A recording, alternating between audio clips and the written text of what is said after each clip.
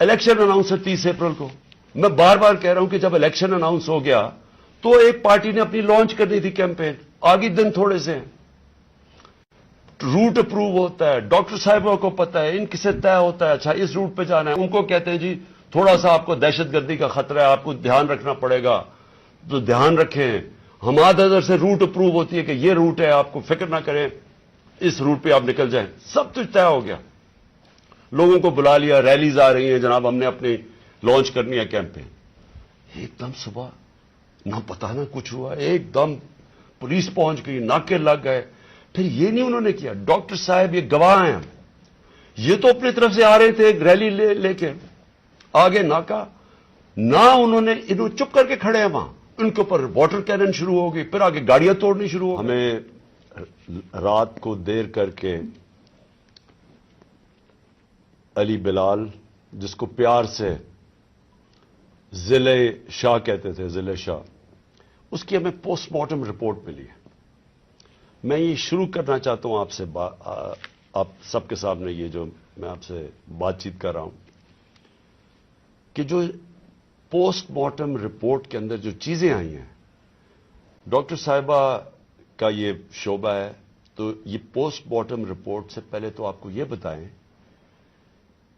कि एक कारकुन, स्पेशल चाइल्ड, जो कि किसी, मेरे ख्याल में उसने जिंदगी में किसी को नुकसान नहीं पहुंचाया, उसकी वीडियोस चल रही हैं सोशल मीडिया के ऊपर, उससे जो किया गया, पहले मैं ये चाहता हूं कि डॉक्टर साहिबा आपको पोस्टमार्टम रिपोर्ट से बताएं कि उसे हुआ क्या है। बिस्मिल्लाहिर्रहमानिर्रहीम। सबसे पहले तो मैं आपको जिले शाह के बारे में थोड़ा सा बताती चली जाऊं। मेरे हल्के का ये बच्चा था और 10 साल से जिस वक्त से मैं उस हल्के में गई हूं, वो हमेशा हमारे साथ खान साहब की तस्वीरें लेके, झंडे लेके, हर वक्त तो बिल्कुल खान साहब का शदाई था। और जब से यहाँ पिछले 1.5 माह से ये बाहर बैठा होता, मेरी उससे रोजाना मुलाकात होती। एक सादा लॉ इंसान, इससे कभी किसी को कोई नुकसान नहीं दिया, कभी किसी को कोई तकलीफ नहीं दी, हमेशा प्यार से वो बात करता था, सबके साथ वो मिलता जुलता था। उस बच्चे के ऊपर इतना जुल्म और तशद्दुद हुआ। जब मैंने ये पोस्टमार्टम रिपोर्ट पढ़ी तो मेरा दिल दहल गया कि ये जिन लोगों ने ये जुल्म किया, क्या इनके घर बाल बच्चा नहीं, औलाद नहीं है, जिन्होंने इस बच्चे के ऊपर इतना जुल्म किया। ये पोस्टमार्टम रिपोर्ट है मेरे पास जो डिटेल, इसमें उसको 26 इंजरीज थी, यानी एक इंसान को 26 इंजरीज, 26 तशद्दुद के निशानात थे उसके जिस्म के ऊपर। सबसे अहम जो था वो था कि उसके सर के ऊपर बाकायदा किसी ब्लंट इंस्ट्रूमेंट, यानी किसी डंडे से उसको जोर से उसके सर पे मार के, उसका ये जो टेम्परल बोन, साइड की बोन होती है, इसका फ्रैक्चर होके और उसका इंट्राक्रेनियल हेमरेज, यानी दिमाग के अंदर उसके खून बहना शुरू हो गया था। उसके साथ उसके जो जिस्म के ऊपर उन्होंने तशद्दुद किया, खास तौर पे पेट के एरिया में, तो उसकी वजह से उसकी तिल्ली और उसका जो जिगर था वो भी फट गया और उसकी वजह से इंटरनल हेमरेज शुरू हो गई।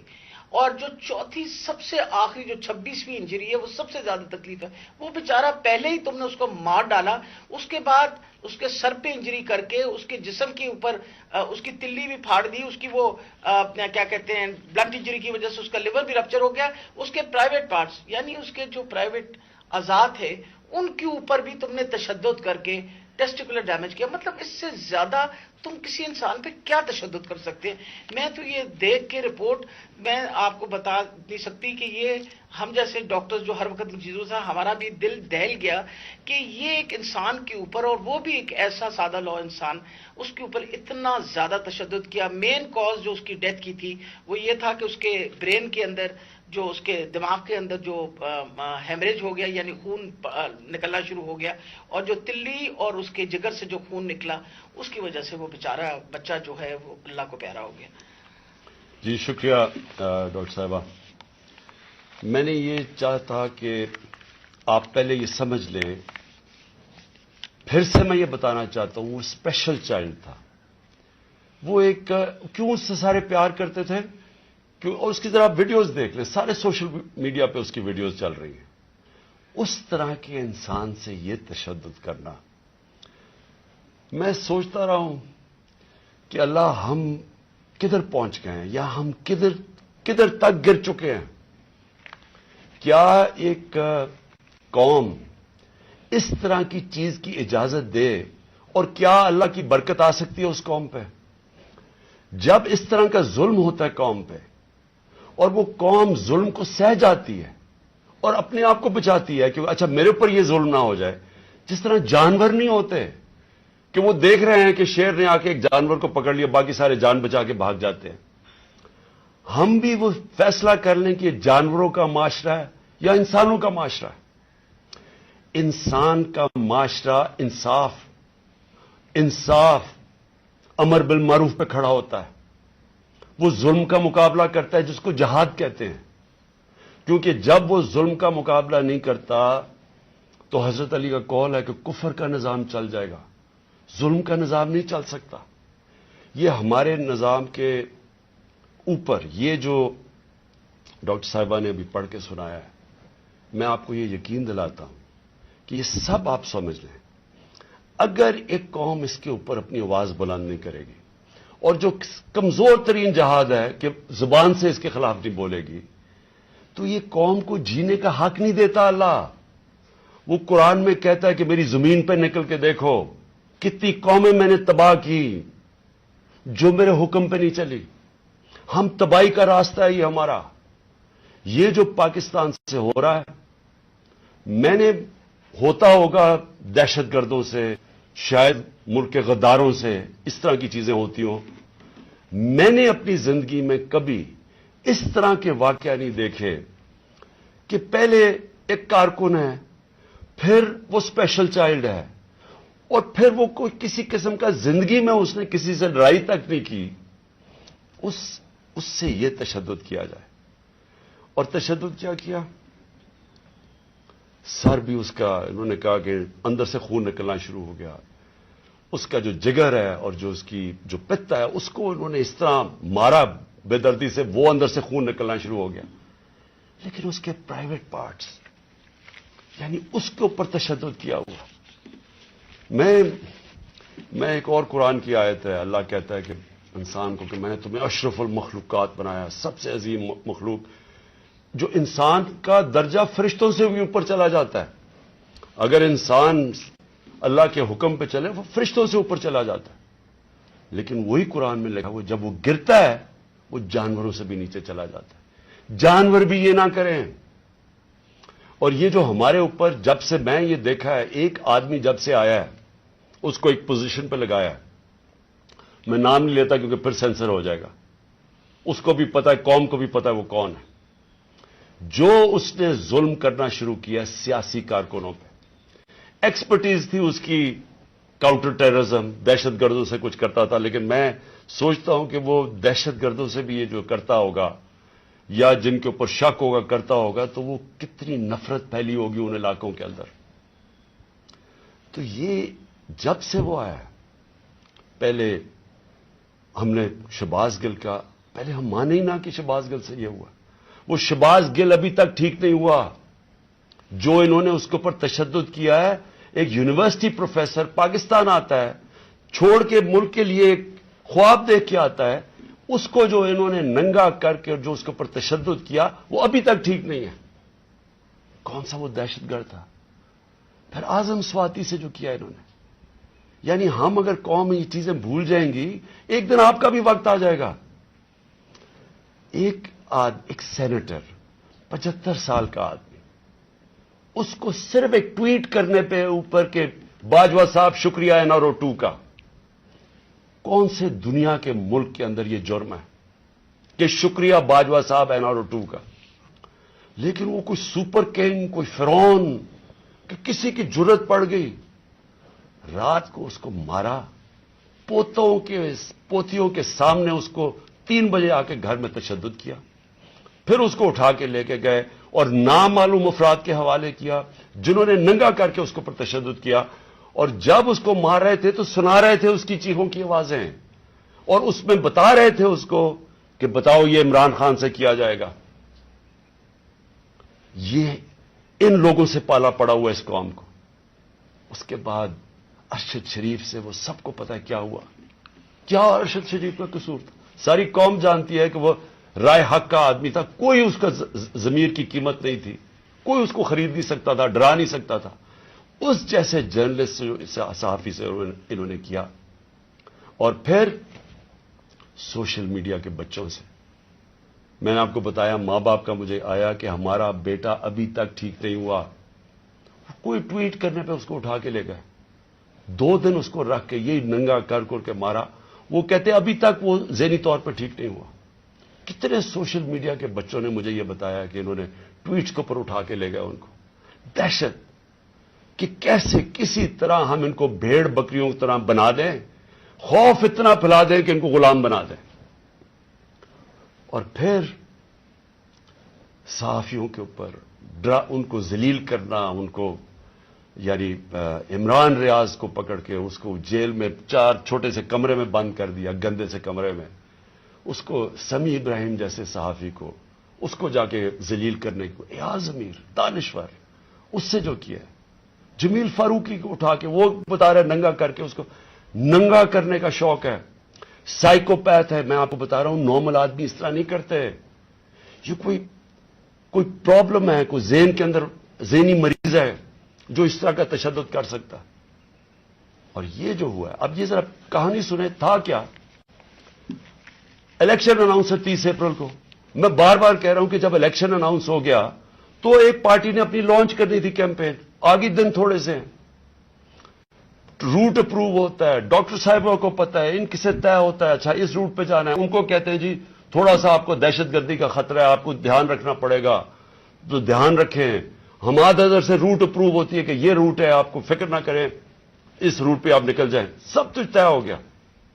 لوگوں کو بلا لیا, ریلیز آ رہی ہیں, جناب ہم نے اپنی لانچ کرنی ہے کیمپین. ایک دم صبح نہ پتا نہ کچھ ہوا, ایک دم پولیس پہنچ گئی, ناکے لگ گئے.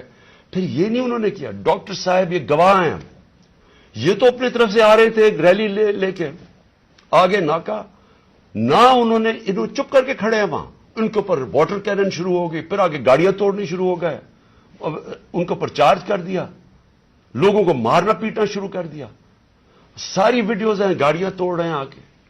اور پورا پلان بنا ہوا تھا کہ اس دن انہوں نے اور لاشیں گرانی تھی.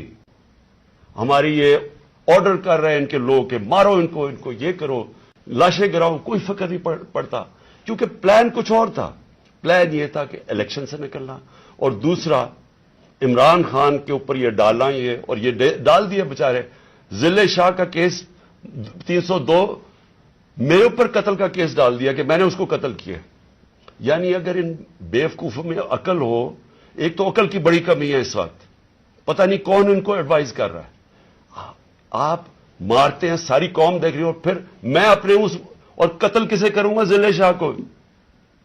یعنی جس طرح میں نے بڑے زندگی میں قتل کیے ہیں, اور جس طرح 26 سال میں ہم نے بڑے کئی لوگوں کو قتل کروایا, ساری ہماری پرامن رہی ہیں.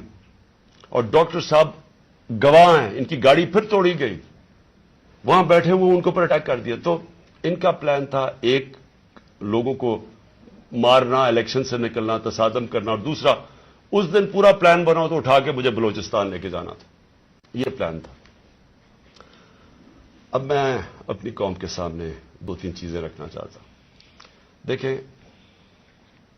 اس وقت بدترین قسم کا مارشل لاء سے بھی بری سختی آئی ہوئی ہے پاکستان. ہمارے اوپر تو آئی ہوئی ہے. وہ دوسرے جو مرضی کرتے پھریں, پولیس اسکورٹ ان کے ٹیکس پیئر کے پیسے پہ وہ اپنی کیمپین کر رہی ہے, کوئی پوچھنے والا نہیں ہے, بلکہ پوری مدد کی جا رہی ہے. وہ اور بات ہے کہ لوگ نہیں آ رہے, لیکن ان کی پوری مدد. اور یہاں الیکشن شیڈیول کے بعد بھی کیمپین کے اوپر پابندیاں, ہمارے لوگوں کے اوپر کیسز, کتنے لوگ ابھی جیل میں ہیں, کتنے لوگوں کے, میرے اوپر اب 80 تقریباً کیس ہو گئے ہیں. کوشش ہے کہ کسی طرح ہم کیمپین سے نکل جائیں, اور ساری کوشش یہ ہے کہ اتنا خوف پھیلا دیا جائے کہ کسی طرح ان چوروں کو پھر سے جتا دیا جائے.